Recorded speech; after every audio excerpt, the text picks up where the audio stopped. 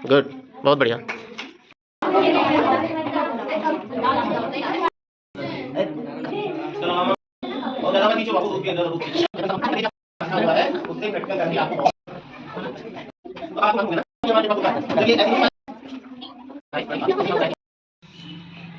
तो बच्चों ये बताओ कि जिंदा रहने के लिए क्या जरूरी है? ऑक्सीजन जरूरी है। ऑक्सीजन किससे मिलता है?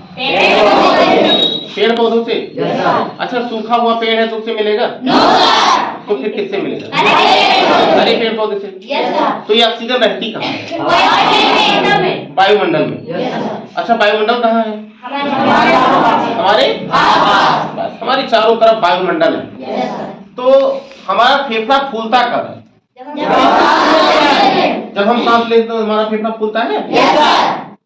देखो बेटा, इसको हम एक प्रयोग द्वारा देखेंगे कि क्या जब हम सांस अंदर को खींचते हैं, लेते हैं, तब हमारा फेफड़ा फूलता है कि कैसे होता है। द्वारा बंद करो। देखो बच्चे, ये हमने ये यू टाइप की एक पाइप है, यू शेप की, खाली है नली, ठीक है। ये हमारे लैब में जो कि आपका साइंस किट है ना, हमने इसमें दोनों में गुब्बारा लगा दिया और ये वॉशेबल होता है, पानी डाल करके धुलने के लिए कोई चीज, तो इसको हम यहाँ निकाल देते हैं। निकालने के बाद में यहाँ रख दिया और फिर देखो इसको इस तरह से लगाते हैं। देखिए इस तरह से हम लगाते हैं यहाँ पर, ठीक है। लगाते देख रहे हैं ना सभी लोग? अब देखिए, अब देखो क्या हो रहा है, कैसा लग रहा है? फूल रहा है। क्यों फूल रहा है? इसके भीतर हवा जा रही है, इसके भीतर फूला ना। तो इस तरह से तमाम सारे प्रैक्टिकल आप जो है, जो आपके विज्ञान किट है उसमें से आप बना सकते हो। इसी तरीके से आपका फेफड़ा फूलता है। लेकिन अब हम दिखाएंगे दूसरे तरीके से। अभी कहा कि सर जब हम सांस अंदर लेते हैं तो हमारा फेफड़ा फूलता है, ठीक है। अब इसको ध्यान से देखो। देखिए ये आपका समझ लो, यहाँ वक्ष है, ये वक्ष है, यही दो फेफड़े हैं, ये देखिए दो फेफड़े हैं, लाल लाल दिखाई दे रहे हैं। ये समझ लो नाक है आपका, ठीक है ना। और वाई शेप की ये पाइप है, नली है, ठीक है ना। अब देखो ध्यान से, इसको ध्यान से देखिएगा। ये देखिए मैं नीचे खींच रहा हूँ, नीचे खींच रहा हूँ ना, तो क्या हो रहा है? गुब्बारा फूल रहा है? लेकिन तुम कहते हो कि जब हम सांस ऊपर से लेते हैं तब गुब्बारा फूलता है। तो देखो ये कहाँ सांस ऊपर से ले रहा है, ये नीचे खींच रहा है। जब नीचे खींच रहा है तो क्या हो रहा है? फूल रहा है। क्यों फूल रहा है? इसके भीतर जगह बन जाती है, आयतन बढ़ जाता है, इसके भीतर जगह, खाली जगह भर जाती है, हो जाती है। तो क्या होता है? ये फिर ये जो बाहर होती है वायुमंडल की ऑक्सीजन या हवा जो है वो कहाँ आती है? फेफड़े में। वायुमंडल की ऑक्सीजन फेफड़े में आती है। अब इसको जानो कि ये क्या है? ये है डायाफ्राम। क्या है? डायाफ्राम। आइए चित्र द्वारा देखते हैं।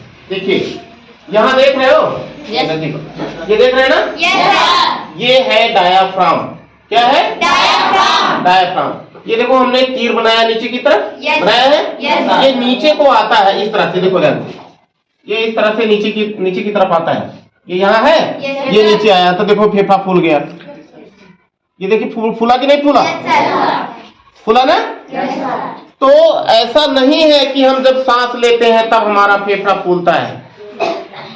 फेफड़ा हमारा तब फूलता है जब ये डायाफ्राम नीचे जाता है। जब नीचे जाता है तो इसमें जो खाली जगह बन जाती है, उस खाली जगह को भरने के लिए हमारे नाक के द्वारा स्वतः सांस अपने आप ले लिया जाता है।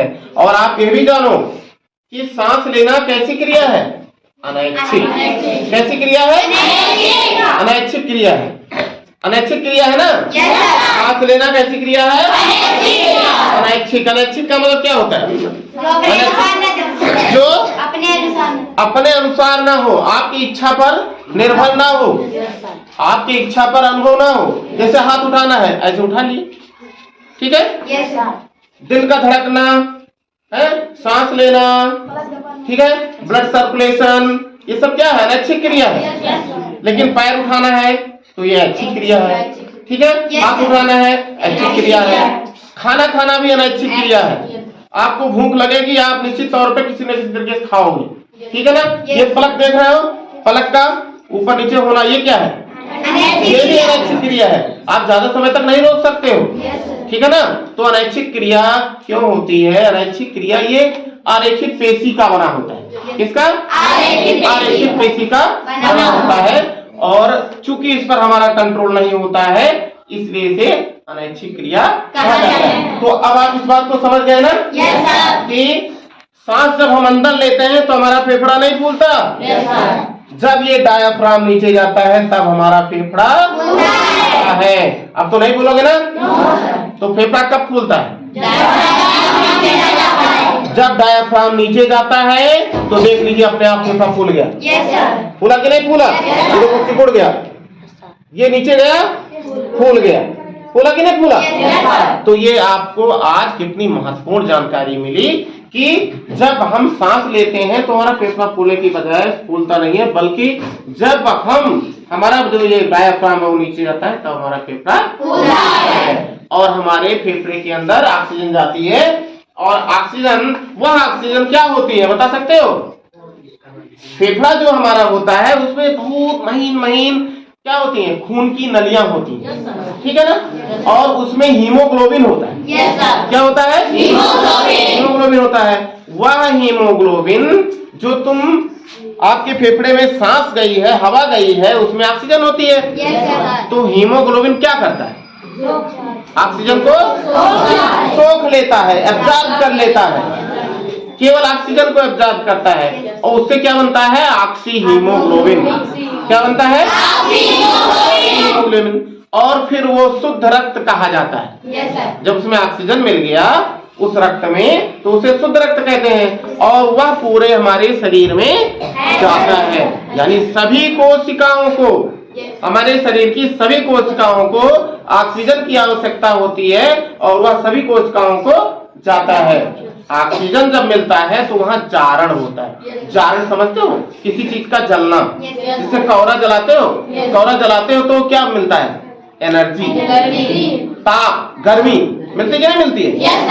अगर फूंक करके ना जलाओ तो कौरा नहीं जलेगा। जब आप फूके तो क्या मिला? उसे ऑक्सीजन मिला, ऑक्सीजन मिला, जल गया। तो ऐसे ही जो भी कुछ आपने भोजन किया है या सेल में जो भी चीजें हैं, वहां पर जब ऑक्सीजन जाती है तो उसका ऑक्सीडेशन होता है। क्या होता है? ऑक्सीडेशन मीन्स ऑक्सीकरण। ऑक्सीकरण माने जारण, जारण माने जलाया जाना, ठीक है ना। तब उससे हमें एनर्जी मिलती है, और तब हम कोई कार्य कर पाते हैं। किसी भी कार्य को करने के लिए क्या आवश्यक है? एनर्जी, ताकत जरूरी है। और ताकत किससे मिलता है? भोजन से। भोजन में पौष्टिक तत्व पाए जाते हैं ना? पाए जाते हैं ना? तो अब इस बात को समझ गए आप सभी लोग? ये हमारा डायाफ्राम नीचे जाता है तो हमारा फेफड़ा है। अच्छा लगा?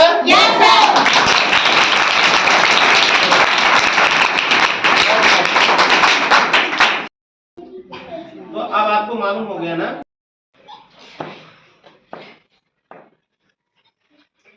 गुड, बहुत बढ़िया।